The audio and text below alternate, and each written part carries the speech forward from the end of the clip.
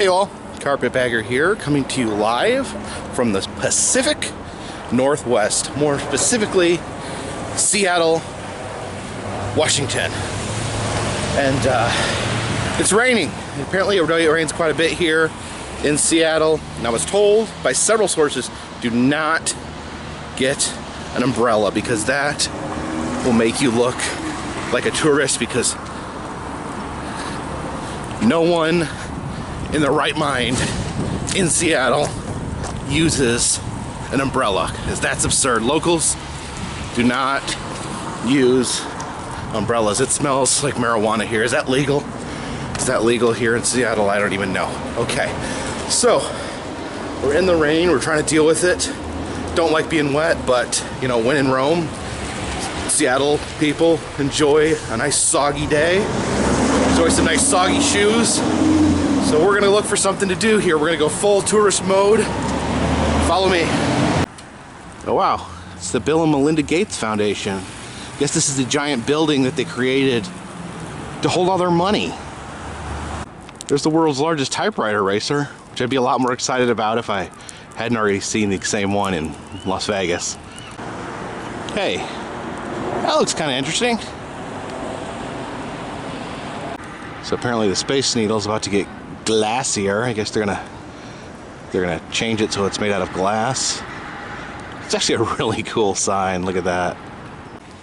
So yes, there it is, the legendary Seattle Space Needle. Now there is a long-going controversy on what is the true Space Needle. The Seattle Space Needle that was built for the World's Fair in 1962, or the Gatlinburg Space Needle, built in 1969. Honestly, I don't know, because I haven't been up to this Space Needle. I've been up to the Gatlinburg Space Needle, so I will decide once and for all which needle is the true needle. Follow me. And it's a little foggy out today, just a heads up, but it is still really cool out. You got Queen Anne in front of you here. Museum of Pop Culture, of course, Bill and Melinda Gates Foundation. Now, we are under the Century Project right now. It's a $100 million renovation, primarily focusing on the restaurant. Even though it is closed right now, it should be reopening in about mid-June. It'll be the first one in the world that both rotates and has a glass bottom floor. So wow, the Space Needle, the most famous needle in Seattle, not used by Kurt Cobain. You know, these attractions, these magnificent attractions, were built for the World Fairs, like the Sun Sphere in Knoxville. You see a lot of the greatest, and the Eiffel Tower, and H.H. Holmes's Murder Mansion. These were all built to celebrate the World's Fair. Why don't we have World's Fairs anymore? Some of the most awesome, iconic things in the world come from the World's Fair. All right, we're gonna head outside of the comfort of the inner sanctum of the Space Needle to the outer rim. And it is raining and cold out here. The Space Needle was actually originally known as the Space Cage, which I think is a much more awesome name. In fact, I think they should change the name back to the Space Cage and let Gatlinburg have the Space Needle name. And there it is, the sleepy little town of Seattle, Washington. And there's a boat. By the way, Space Cage is going to be the name of my self-published science fiction novel. That's a fancy car wash right there. Maybe I need to do a car wash video. Alright, this is a virtual reality tour where I'm soaring over top of Seattle, heading directly towards the Space Needle.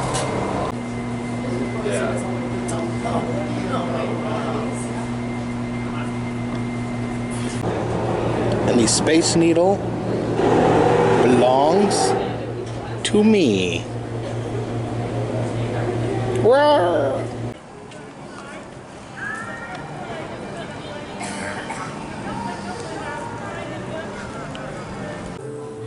And if you ever wanted Space Needle merch, this place really has you taken care of. There is about every incarnation of the Space Needle statue that you could possibly even begin to fathom.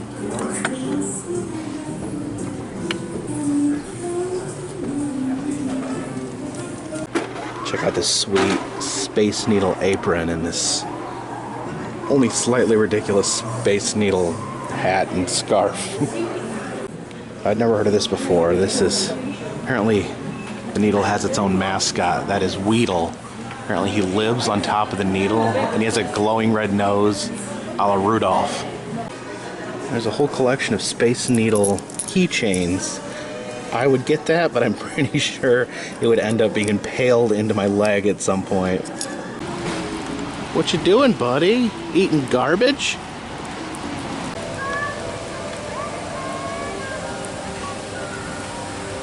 Alright, now Seattle is the Space City.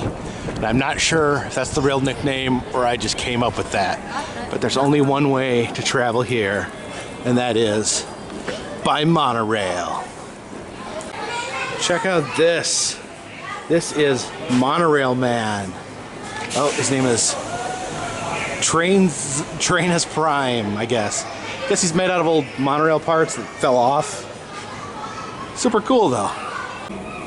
Look at this, the monorail has a vending machine that disperses random souvenirs. It's almost like Japan or something. Check out this parked monorail really quick. I like how in Seattle the monorail has windshield wipers.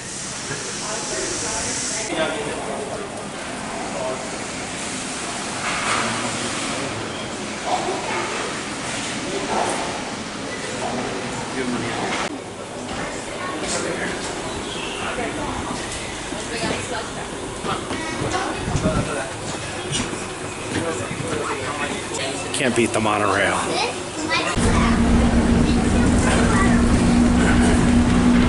Traveling through Museum of Pop Culture.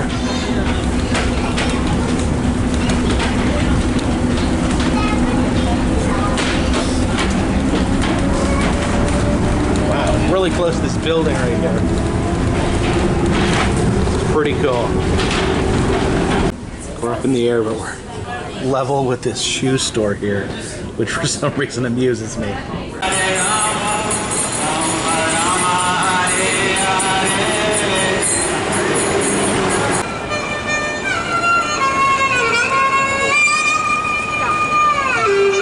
Alright, we're heading down to the water to the world famous Pike's Place Market. Now, when I told everyone I was coming to Seattle, they said, "Oh, you gotta go see the Pike's Place Fish Market. They throw fish. You buy fish, they'll throw the fish at you." I was like, well, what am I gonna do? What am I gonna do with a fish? I'm gonna take a whole fish back to my hotel room and let it rot. So, hopefully, maybe I can find someone throwing a fish and get it on film.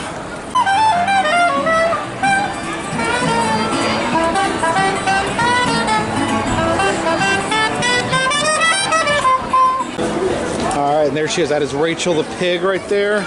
I will be there 4 o'clock tomorrow. That'll be January the 7th. Come meet me. Alright, I think they're getting ready to throw a fish. I think they're getting ready to throw a fish.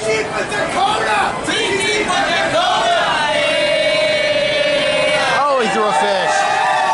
A big gross fish.